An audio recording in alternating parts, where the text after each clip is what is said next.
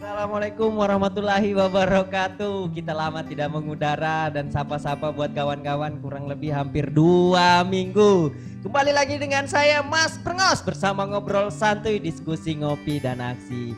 Hari ini ya kita akan, ini sudah kedatangan ini orang-orang hebatnya Penajam Pasir Utara. Nah, ini adalah Mas Nardi, salah satu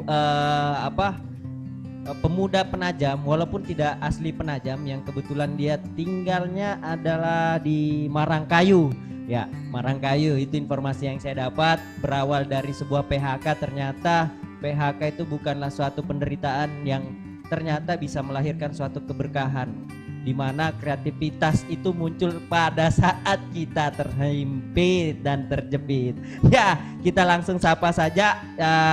Untuk Mas Nardi, silahkan memperkenalkan biografinya.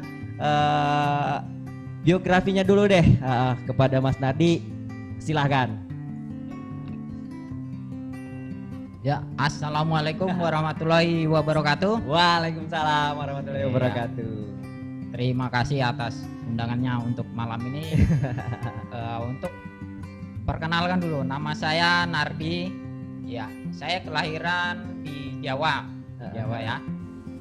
Saya besar dibawa orang tua ke Kalimantan, tepatnya di Desa Bunga Putih, Kecamatan Marangkayu. Ya. Kecamatan Marangkayu. Kecamatan Marangkayu, betul. Iya, di sini jangan grogi Mas. Di sini memang kadang-kadang biar orang-orang biasa depan kamera agak grogi. Di sini santai aja, makanya di sini Mas Brengos bersama ngobrol santuy. Jadi sama dengan kita di rumah duduk di teras sambil ngopi nyantai, tidak ada hal-hal yang mengerikan begitu. Demam panggung. Demam panggung. Ya. Ternyata dari biografi ini Mas Nardi ini adalah seorang sarjana lulusan Visipol, Administrasi Negara dari Universitas Mula Warman. Nah ini buat kalian para alumni Ikatan Alumni Universitas Mula Warman, ini dia Mas Nardi. Boleh dong ceritakan Mas Nardi bagaimana ini kita bicara tentang pot dari sabut kelapa yang ternyata bicara di Penajam ini kita mudah dapatkan dan luar biasa sekali bisa sampai kepikiran ya ini ya. Boleh diceritakan sedikit bagaimana awal mulanya tercipta dari ini ide terhadap sabut kelapa ini Mas Nardi? Oke, siap. Ya, sebelumnya mungkin boleh dulu saya sapa teman-teman alumni FISIP ya dan teman-teman FISIP lainnya. Ya, salam buat FISIP Unmul. Ya, saya setelah kembali saya dari, kenapa saya bisa tinggal di Penajam, ya kan? Ini dulu saya bagaimana nanti. Iya. Jadi biar kita tidak berpikir wah kok bisa dari Marangkayu timbul di sini. Iya, ya, itu Mas. Dan mudah-mudahan bisa dicatatkan dalam sebuah buku ya kan? Tidak hanya kita berbicara pot sabut ini ya. Memang di sini saya perhatikan sendiri untuk wilayah Penajam, kita banyak dikelilingin mungkin bisa berkisar berapa ya, itu wilayah pantai ya? Iya, pesisir. Bukan begitu ya, pesisir ya. Dan di situ juga banyak pohon-pohon kelapa. Terkadang saya pergi ke Tanjung itu lihat banyak sekali sabut-sabut kelapa yang hanya dibuang, mungkin tumpuk dibakar seperti itu. Iya. Dan berawalnya kenapa ada ide untuk pot sabut ini?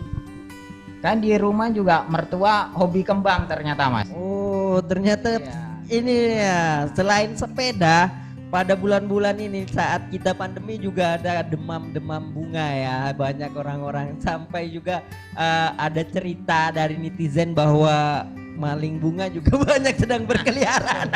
Selain maling sepeda juga ada maling bunga berkeliaran. Nah ini buat tadi sudah disapa para alumni Unmul jurusan FISIP ya. Saya mengenal beliau ini kurang lebih belum ada 1 bulan, belum ada beberapa minggu. Cuman hari ini saya harus berbangga sebagai anak muda yang hari ini secara kreativitas bukan hanya soal bagaimana kalian hari ini menjadi seorang sarjana yang duduk di belakang meja, tapi hari ini harus punya kreativitas. Nah, mudah-mudahan dari cerita Mas Nardi ini adalah inspirasi dari buat teman-teman anak muda yang ada di Penajam Pasir Utara. Makanya pantengin terus di Gembel Host bersama hostnya Mas Brengos tentunya bersama ngobrol santuy. Nah Mas Nardi, nah dengar-dengar Mas Nardi ini ternyata bukan hanya terdampar, juga saya sedikit membaca artikel dari salah satu portal berita, ternyata berangkatnya dari PHK ya, menyedihkan sekali itu. Saya turut prihatin Mas. Iya. Boleh diceritakan sedikit? Boleh. Jadi untuk memaknai PHK Mas, kita untuk memaknai PHK, memang banyak karyawan pasti sedih namanya kita kehilangan pekerjaan, sedih banget, ya kan? sedih. Kehilangan pekerjaan yang biasa kita terima gaji tiap bulan, ya kan, seperti itu. Tapi tidak boleh kita larut dalam kesedihan itu, Ya, ya kan? betul. Sebagai manusia harusnya. Bagaimana kita ekonomi juga harus jalan, pekerjaan kita berhenti tapi makan tidak, Ya, kan? betul. Nah, dan selama pandemi ini kita juga terbatas untuk akses keluar, ya kan? Perusahaan-perusahaan pada tutup, kita mau melamar juga mungkin 1 banding berapa puluh ribu saingan pasti, kan seperti itu. Ya. Selama ini juga melamar pekerjaan juga tetap eksis, Ya. seperti itu. Tapi saya melihat apakah kita harus bermanfaat, ya kan? Iya. Sebagaimana kita hidup, kita harus mempunyai karya, Iya, pertama. betul. Dan kita juga harus bermanfaat untuk orang lain. Luar biasa ini, filosofis sekali. Jadi buat kalian anak muda, bahwa makna dari apa yang disampaikan Bang Nardi ini adalah setiap manusia adalah pemimpin atas dirinya sendiri, dan manusia adalah setiap individu adalah dia yang menciptakan sejarahnya sendiri. Luar biasa ini maknanya, ini dalam sekali.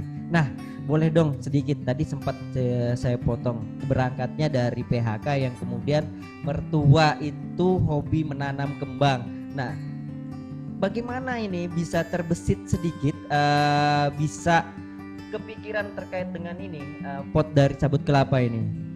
Iya, karena kembang saya perhatikan, kembang di rumah itu kebanyakan pakai sabut kelapa.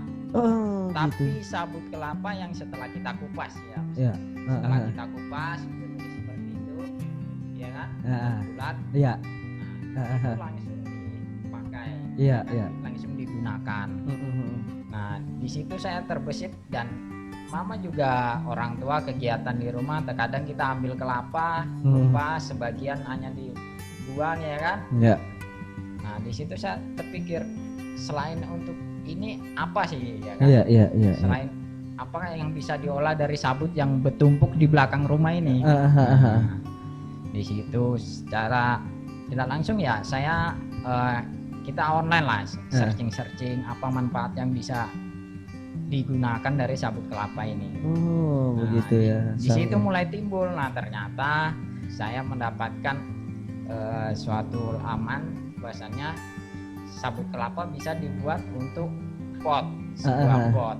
Karena dari pengelolaan sendiri itu terdapat dari sabut kelapa nanti bisa ada serat panjang, dan untuk yang pendek atau serbuk itu bisa buat media tanam. Gitu. Nah, di situ mulai muncul saya, berarti ini mempunyai potensi. Potensi nilai jual. Dan di Facebook pun ternyata ada memang komunitas mereka yang skala besar, ya. Kalau kita kan skala rumahan. Skala rumahan ya. Ini tadi sudah menceritakan bagaimana proses terbesit sambil meratapi nasib, yang kemudian sambil memandang sabut kelapa yang tertumpuk menggunung, yang kemudian melihat hanya menjadi sebatas tumpukan sampah ya. Akhirnya berpikir bagaimana nih sampah bisa dimanfaatkan, mungkin begitu ya gambarannya. Terus.